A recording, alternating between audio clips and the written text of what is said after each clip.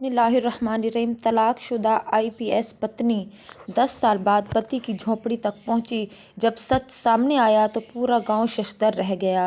दोस्तों, ये कहानी है बहार नगर के एक छोटे से गांव की। दोपहर का वक्त था। गांव की धूल भरी सड़क पर अचानक एक सरकारी गाड़ी आकर रुक गई। सब लोग समझ गए कि ये कोई आम आदमी नहीं है। गाड़ी का दरवाज़ा खुला। जैसे ही एक औरत बाहर उतरी, पूरा गांव खामोश हो गया। वो थी आईपीएस अंजलि सिंह, वर्दी में, सख्त चेहरे के साथ, लेकिन आंखों में कुछ ऐसा था जो वर्दी से छुपा नहीं था। उसकी आंखें सीधी उस टूटी फूटी झोपड़ी पर टिकी थीं जहां 10 साल पहले उसका रिश्ता टूटकर बिखर गया था। और अंदर जो था वो था मनीष, जो कभी इसका पति था। अंजलि झोपड़ी के दरवाजे पर आकर रुक गई।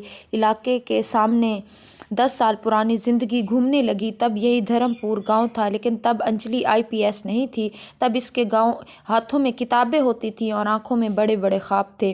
वो इन लड़कियों में से नहीं थी जो किस्मत के भरोसे ज़िंदगी गुजार देती है। मनीष को इसने पहली बार स्कूल में देखा था। धीरे धीरे बातें शुरू हुई, फिर मुलाकातें और फिर दिल। अंजलि ने अपने सपनों के बारे में बताया। बोली, मैं अफसर बनना चाहती हूँ। मनीष ने बस शांति से कहा, मैं तुम्हारी मदद करूँगा, बस तुम अफसर बन जाओ। यही बात अंजलि को सबसे अलग लगी। न शक न रोक टोक, सिर्फ भरोसा। धीरे धीरे प्यार हुआ और फिर शादी। शादी के बाद ज़िंदगी मुश्किल थी, लेकिन अंजलि खूबसूरत थी। रात रात भर पढ़ती और वो खामोश बैठा रहता। कभी पानी रख देता तो कभी किताबें। पहली बार जब अंजलि ने परीक्षा में इम्तिहान पास ना किया, फेल हुई, वो पूरी रात रोती रही। मनीष ने कोई लंबा भाषण नहीं दिया, बस इसे सीने से लगाया और कहा, इस बार नहीं हुआ तो अगली बार कर लेंगे। गांव वालों के ताने शुरू हो गए। मनीष ने जब सब सुना तो वो चुप का चुप रह गया। तीसरी बार जब रिजल्ट आया, अंजलि का नाम लिस्ट में था। मनीष काफ़ी देर तक उस कागज़ को देखता रहा, फिर धीरे से बोला, अब तुम अफसर हो गई हो। इसकी आवाज़ में अपनायत थी, लेकिन फिर यहीं से सब कुछ बदलने लगा। शहर बड़ा, घर नया, दुनिया। शुरुआत में अंजलि की वही थी। मनीष को साथ रखा, उसकी इज्जत करती, लेकिन जैसे जैसे वर्दी का वज़न बढ़ा, रिश्ते हल्के होते चले गए। अब ऑफिस की मीटिंग्स, कॉल, फाइलें, मनीष वही था, लेकिन अब वापस पीछे वो छूटता जा रहा था। एक दिन अंजलि ने कहा, तुम ये गांव वाले कपड़े मत पहना करो। मनीष चुप रहा। दूसरे दिन बोली, मेरे सीनियर्स आते हैं, थोड़ा संभल कर रहा करो। मनीष ने बस सर हिला दिया। धीरे धीरे अंजलि की झंझलाहट बढ़ती गई और मनीष की खामोशी इसे चुभने लगी। इसे लगने लगा मनीष इसकी तरक्की में फिट नहीं बैठता। एक शाम अंजलि एक ऑफिशियल डिनर से लौटी। मनीष ने बस इतना कहा, तुम बहुत बदल गई हो। तो वो कहने लगी कि बदलना पड़ता है, हर कोई तुम्हारी तरह नहीं रह सकता। मनीष ने हिम्मत करके पूछा, क्या मैं तुम्हें शर्मिंदा करता हूँ? अंजलि ने बिना सोचे कहा, हाँ। वो मनीष को अंदर तक काट गई बात। उस रात उसने खाना नहीं खाया और अंजलि ने नोटिस भी नहीं किया। फिर झगड़े आम हो गए। अंजलि को लगता मनीष इसे रोक रहा है और मनीष को लगता वो खुद को खो रहा है। एक दिन अंजलि ने साफ कह दिया, मैं इस रिश्ते को अब नहीं निभा सकती। मनीष देर तक चुप रहा, फिर बोला, तो छोड़ दो। इस आवाज़ में गुस्सा नहीं था, सिर्फ थकन थी। तलाक हो गई, न रोना न समझौता, बस कागज़ों पर एक रिश्ता ख़त्म। अंजलि ने सोचा, इसने सही किया, बिना किसी शिकायत के। और आज 10 साल बाद आईपीएस अंजलि खाकी वर्दी में, सरकारी गाड़ी के साथ, पूरे रुतबा लेकर उस झोपड़ी के सामने खड़ी थी जहां कभी उसका सब कुछ छूट गया था। लेकिन इसके अंदर कुछ अजीब सा कांप रहा था, जैसे कोई पुरानी छूट फिर से जाग गई हो। अंजलि ने धीरे से दरवाजे पर दस्तक दी। अंदर से धीमी सी आवाज़ आई, आ रहा हूँ। दरवाज़ा खुला। सामने मनीष खड़ा था। वही मनीष, लेकिन बदला हुआ। शरीर झुका हुआ था, चेहरे पर थकान, गहरे आंखों में हल्के खाइयाँ, एक अजीब सी शान थी, ऐसी शान जो सब कुछ सह लेने के बाद आती है। उसने अंजलि को देखा और बस इतना कहा, इसकी खाकी वर्दी, फिर कंधों पर चमकते सितारे, यहाँ क्यों आई हो? अंजलि एक पल को वहीं ठठक गई। उसे लगा मनीष इसे देखकर चौंक जाएगा, शायद नाराज़ होगा, शायद कुछ कहेगा, लेकिन ऐसे खड़ा था जैसे रोज़ किसी अफसर को इस तरह देखते रहने का आदी हो। और फिर झोपड़ी के अंदर हल्की सी धूप छलक रही थी। मिट्टी का फर्श, एक कोने में पुरानी चारपाई, दीवार से टिकी एक टूटी सी कुर्सी। अंजलि ने चारों ओर देखा। ये वही झोपड़ी थी, लेकिन अब और भी छोटी लग रही थी, जैसे समय ने इसे सिकोड़ दिया हो। बैठो। मनीष ने कुर्सी की तरफ इशारा दिया। अंजलि पहली बार उस चारपाई पर बैठी। इतनी बड़ी अफसर होते हुए भी आज इसे बैठने में झिझक हो रही थी। वो कुर्सी पर बैठ गई। मनीष चारपाई के किनारे बीच में। एक अजीब सी बात थी उनके, जिसमें जैसे कोई उनके पास कोई अल्फाज ही ना हो, बस यादें बोलती रही। गांव में खबर फैल चुकी थी कि मनीष की झोपड़ी पर आईएसपी की मैडम आई है, लेकिन हैरानी की बात यह थी कि कहीं कोई शोर ना था, कोई भीड़ ना थी। बस हर कोई चुप्पी नज़रों से अंजलि को देख रहा था, और ये चुप्पी अजीब सी थी क्योंकि उस झोपड़ी में कोई सामान नहीं था। मनीष उठा, मटके से पानी निकाला, एक गिलास में भरकर अंजलि की तरफ बढ़ा दिया। अंजलि ने गिलास पकड़ते समय उसके हाथ देखे। ये वही हाथ थे जो कभी इसके लिए खेतों में दिन रात मेहनत करते थे, और अब इसने पानी पिया। आप यहाँ क्यों आई हैं? मनीष ने पूछा। ये पहली बार था जब इसने तुम नहीं आप कहा था, और वही एक लफ्ज़ अंजलि के दिल में चुभ गया। मैं वहीं रुक गई थी। आईपीएस अफसर के पास हर सवाल का जवाब होता है, लेकिन आज इसके पास अपने आने की वजह का जवाब ना था। मनीष ने बिना दबाव डाले कहा, अगर कोई ज़रूरी काम हो तो बोली। अंजलि को समझ आ गया कि मनीष टूटा नहीं था, झुका नहीं था, बस बदल गया था। तभी बाहर खड़ी कमला देवी, औरत जो सब कुछ जानती थी, उन्होंने अंजलि की वर्दी देखी, फिर इसकी आंखों में झांका और कहा, मैडम अंदर जगह कम है, बात बाहर कर लें तो अच्छा रहेगा। अंजलि बाहर आ गई। अब पूरा गांव सामने था। कमला देवी ने भारी आवाज़ में कहा, आप 10 साल बाद आई हैं। अंजलि ने सर झुका लिया, धीमे से पूछा, सब ठीक है ना? कमला देवी रुकी, फिर बोली, सब ठीक तब होता है जब मनीष बोल पाता। अंजलि चौंक गई। मतलब एक एक करके लोग बोलने लगे। तलाक के काम ढूंढे, लेकिन हर जगह हर लोग पूछते, आईपीएस अफसर का पति होकर मजदूरी। कुछ हंसते, उसे कोई काम न मिला, कुछ ताने मारते। अंजलि की सांसें तेज हो गई। कमला देवी बोली, लेकिन मनीष ने कभी ना कहा कि आपने इसे छोड़ा, बस वो यही कहता था कि गलती मेरी होगी। ये सुनते ही अंजलि की आंखें बाहर आ गई।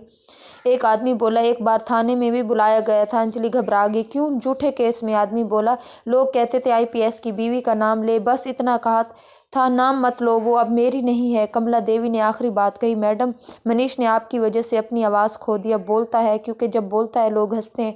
अंजलि पीछे मुड़ी। मनीष ने झोपड़ी के दरवाजे पर खड़ा था, शांत, बिल्कुल शांत, जैसे ये सब बातें इसकी नहीं किसी और की हो। कांपती आवाज़ में अंजलि ने पूछा, ये सब मनीष? इसने पहली बार सीधे इसकी आंखों में देखा और बस कहा, नहीं नहीं। ये इसे लगा जैसे किसी ने इसे थप्पड़ लगाया। अब समझ आ रहा था ये सिर्फ एक टूटा हुआ रिश्ता नहीं था, ये एक आदमी की चुपचाप थी। और फिर अभी सच का आखिरी हिस्सा सामने आने बाकी था। वो ऐसा सच था जो सिर्फ अंजलि को नहीं, पूरे धर्मपुर गांव को अंदर तक हिला देने वाला था। कमला देवी ने बहुत धीरे से कहा, मैडम जो आपने अभी तक सुना वो पूरा सच नहीं है। अंजलि का दिल बात सुनने के लिए आगे बढ़ा। कमला देवी आगे बढ़ी, जो मनीष ने हमें भी बहुत बाद में बताई थी। भीड़ में से एक बुजुर्ग आगे बढ़े, सफ़ेद बाल, कांपते हाथ में, रामू काका हूँ उन्होंने कहा, और उन्होंने पहले अंजलि की वर्दी देखी, फिर ऊपर आसमान की तरफ देखा और बोलना शुरू कर दिया। तलाक के करीब 6 महीने की बाद की बात है। एक रात मनीष मेरे पास आया। रामू काका की आवाज़ भारी हो गई। अंजलि चौंक पड़ी। उसे चोट लगी हुई थी। कैसी चोट? एक ठेकेदार ने झूठा केस कर दिया था। और रामू काका बोले, इसने कहा मनीष आईपीएस अफसर की बीवी का नाम लेकर धमकाता है। अंजलि की आंखें फैल गई। थाने में इसे घंटों बिठाया गया, पूछताछ हुई। किसी ने कहा, बीवी से एक बार बात कर लो, वो अफसर है, 1 मिनट में छूट जाओगे। रामू काका ने गहरी सांस ली, मगर मनीष ने साफ कहा, वो मेरी बीवी नहीं है, और उसका नाम अपने आप ख़त्म हो गया। कमला देवी ने बात आगे बढ़ाई, मैडम उस रात मनीष आपसे मदद मांग सकता था, लेकिन उसने नहीं मांगी। उसने कहा, अगर मेरे नाम से इसकी इज्जत पर ज़रा भी आँच आई तो मैं खुद को कभी माफ़ नहीं कर पाऊंगा। ये सुनते ही अंजलि की आंखों में आंसू बहने लगे। वो चाहकर भी उन्हें रोक न पाई। इससे पहली बार एहसास हुआ, जिस आदमी को हमेशा कमज़ोर समझती रही, उसी आदमी ने इसकी इज्जत की सबसे बड़ी कीमत खुद चुकाई थी। कमला देवी, मैडम मनीष ने आपसे दूरी नफ़रत की वजह नहीं बनाई, इसने दूरी इसलिए बनाई ताकि आपकी पहचान इसके हालात से छोटी न लगे। पूरा गांव खामोश था। अंजलि को लगा था कि अब वो वहां खड़ी न रह सकेगी। वो अपने अंदर ही अंदर गिरती जा रही थी। इसने मनीष की तरफ देखा, ये सब सच है? मनीष ने सर हिलाया। बस इतना पूछा, तुमने मुझे क्यों नहीं बताया? मनीष, पहली बार इतनी लंबी बात की, आप अफसर थी। और इसने शांत आवाज़ में कहा कि मैं आपकी परेशानी की वजह नहीं बनना चाहता था। ये अल्फाज सीधे अंजलि के दिल में उतर गए। मनीष बोला, आप ऊपर जा रही हैं, मैं नीचे रहकर आपका नाम साफ रख लूं? उसकी आंखें भर आई। उसी पल अंजलि को समझ आ गया कि यह कहानी अब पीछे नहीं जा सकती। जो टूट चुका है उसे जोड़ने से पहले समझना पड़ता है। और अब सबसे मुश्किल हिस्सा बाकी था। अब सवाल ये नहीं था कि सच क्या था, सवाल ये था कि इसके बाद क्या हुआ। दोपहर ढल चुकी थी। मनीष ने अंजलि की तरफ देखा, और फिर नज़रें हिटा ली। अब जाइए, इसने कहा। ये अल्फाज इजाज़त नहीं थे, एक बंद दरवाजे जैसे थे। मैं मदद करना चाहती हूँ, अंजलि बोली। इसकी आवाज़ में न रुतबा था, न ही शान, न मनीष, कुछ भी ना था। मनीष हल्का सा मुस्कुराया। घर का काम, इलाज, जो तुम्हें चाहिए सब दूंगी, अंजलि बोली। मनीष ने पहली बार हाथ उठाकर इसे रोका और जानबूझकर कहा, आप बहुत बड़ी अफसर है, आपके पास सब कुछ है, लेकिन जो आप देना चाहती हो वो मेरे पास पहले से था। अंजलि को समझ नहीं आया कि मनीष से माफ़ी मांगने आई हूँ। इसकी आवाज़ टूट गई। मुझसे बहुत बड़ी गलती हो गई, मैं बहुत गलत थी। मनीष ने इसे देखा सीधी लंबी नज़र से। मैं ठीक हूँ, इसने कहा। आपको बस ये समझने में देर हो गई। अंजलि ने जेब से एक सरकारी कागज़ निकाला। सरकारी लेटर हेड देखो, इसने कहा। शहर में तुम्हारे लिए काम है। मनीष ने कागज़ की तरफ देखा तक नहीं। क्यों? अंजलि की आवाज़ टूट गई। मनीष बोला, मैं आपसे बात करके दोबारा इनकार नहीं करना चाहता। इसकी आवाज़ पहली बार थोड़ी भारी हुई। जब मैंने आपसे कुछ नहीं मांगा तब आप अफसर बनकर चली गई। जब आप अफसर बनकर लौटी हैं तो मैं कैसे मांग लूँ? गाँव में कोई फसफसाहट नहीं थी, हर कोई सुन रहा था, हर कोई समझ रहा था। मनीष की बात खत्म होते ही वहाँ खड़े हर इंसान को जैसे अपनी सांस की आवाज़ सुनाई देने लगी। अंजलि के हाथ से वो सरकारी कागज़ धीरे धीरे गिरता चला गया। इसे एहसास हुआ, रुतबा, ताकत, सब कुछ होते हुए भी आज वो सबसे खाली इंसान थी। अंजलि ने आंखें बंद की। कुछ टूट रहा था। वो बोली, मनीष, मैं सब कुछ वापस नहीं ला सकती, लेकिन मेरी वजह से तुम्हें कभी भी कोई भी दर्द मिला है तो इसका बोझ मैं उम्र भर उठाना चाहती हूँ। मनीष ने हल्की सी सांस ली। इसकी आवाज़ अब भी शांत थी, लेकिन इसकी शांति में एक लंबा सफ़र छुपा था। दर्द सबको मिलता है अंजलि, फ़र्क इतना है कि कुछ लोग इसे खामोशी से अपना लेते हैं और कुछ खामोशी से नहीं अपना पाते। तभी कमला देवी आगे बढ़ी। उसकी आंखों में नमी थी। मैडम, मनीष ने कभी किसी से शिकायत नहीं की, लेकिन ये जानता है कि इसने कैसे खुद को संभाला। खेतों में काम करता है, बच्चों को मुफ्त पढ़ाता है। गांव के लड़के कहते हैं, अगर मनीष भाई जैसा इंसान बन गए तो ज़िंदगी जीत लेंगे। अंजलि चौंक गई। उसने मनीष की तरफ देखा। तुम बच्चों को पढ़ाते हो? मनीष ने सर हिलाया। जो मुझे इस एक वाक़ये ने अंजलि की आंखों के सामने पूरी तस्वीर रख दी। अंजलि ने धीरे आगे बढ़ी। उसने पहली बार बिना वर्दी के वज़न के एक इंसान की तरह बात की। मनीष, अगर तुम चाहो तो मैं ये गांव छोड़कर चली जाऊंगी। मैं तुम्हारी शांति में दखल नहीं दूंगी, लेकिन एक बात का जवाब दो, क्या तुम्हारे दिल में मेरे लिए नफ़रत है? मनीष कुछ पल चुप रहा। गाँव वाले भी रुके। फिर इसने कहा, नफ़रत होती तो अब यहाँ खड़ी न होती। नफ़रत आदमी को कठोर नहीं बनाती। बस वो शांत हो गया। अंजलि की आंखों से आंसू बहने लगे। इसने पहली बार समझा कि माफ़ी मांगना आसान होता है, लेकिन माफ़ी के काबिल बनना बहुत मुश्किल। अंजलि ने गांव वालों की तरफ देखा। अगर आपको मंजूर हो तो मैं एक काम करना चाहती हूँ। ये किसी एहसान के लिए नहीं, किसी नाम के लिए नहीं, सिर्फ इंसानियत के लिए। रामू काका ने पूछा, कैसा काम बिटिया? मैं गांव में एक छोटा सा स्कूल बनाना चाहती हूँ। मनीष इसे संभालेगा, न मेरे नाम से न किसी अफसर के नाम से, सिर्फ धर्मपुर पाठशाला, ताकि यहाँ के बच्चों को सपने देखने से पहले किसी की इजाज़त ना लेनी पड़े। गाँव में पहली बार एक हल्की सी हलचल हुई। लोग एक दूसरे की तरफ देखने लगे। मनीष ने अंजलि की तरफ देखा और अगर अंजलि ने सर झुका लिया तो बिना सवाल के चली जाऊंगी, ये मेरा प्रॉमिस होगा। मैं पहली बार उसकी आंखों में नमी आई।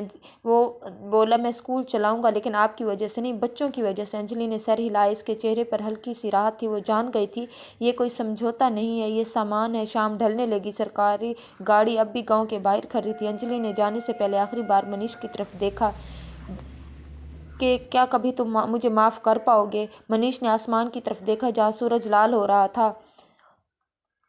आप मान चुकी हैं, यही काफ़ी। अंजलि की आंखों में भर आई। इसने बिना कुछ कहे हाथ जोड़ दिए। गांव के लोग रास्ता देने लगे। कोई नारा नहीं, कोई ताली नहीं, बस सुकून था। गाड़ी चल पड़ी। अंजलि शीशे से बाहर देखती रही। इसने महसूस किया कि वो पहली बार अफसर ने इंसान बनकर जा रही है। पीछे गांव में मनीष खड़ा रहा। इसके चेहरे पर कोई जीत का भाव नहीं था, बस सुकून था। इसने झोपड़ी